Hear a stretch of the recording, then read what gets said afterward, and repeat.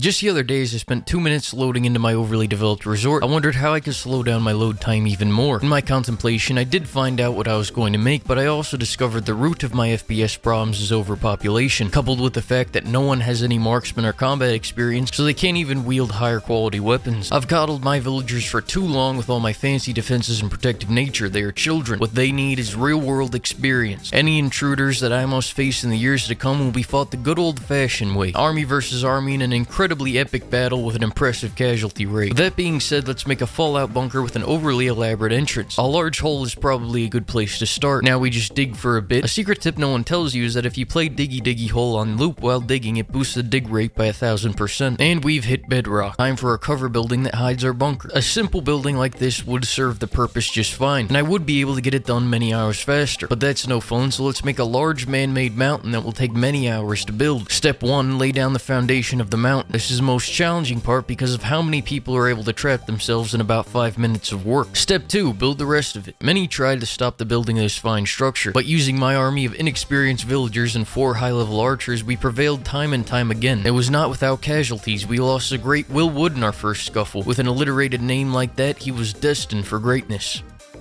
One thing I've noticed after building this is that it looks like a poor drawing of a pagoda tower come to life. Also, all of these holes on the right side are from digging out villagers without collapsing the entire tower. Moving below ground, let's get started on building the actual bunker. Here's the entrance or waiting room, and although I don't plan on using it, I will make a defensive passageway between the bunker and the waiting room. We will have to go up 1 floor, but then we will recreate our above ground layout. Now we will mine this strip twice to create an underground trench, then we will place down lots of doors, lots of windows, and a few walls to create an archer's ambush crossfire. Now let's make a hallway, section off a few rooms, leave some support, and we can start building the living portion. Speaking of living, it's time to make these intruders unalive.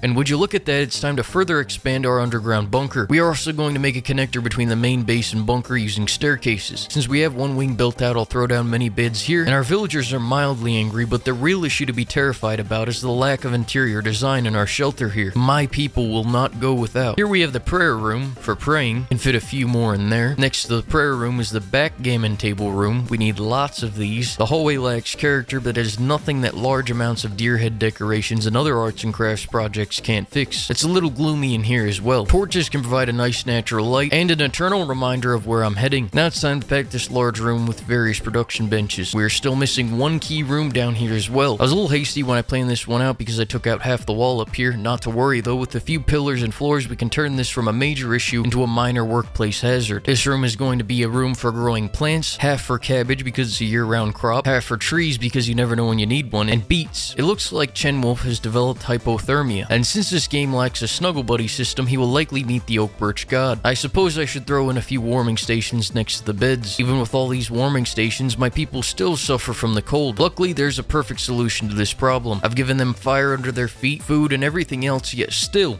something tells me our people are unhappy.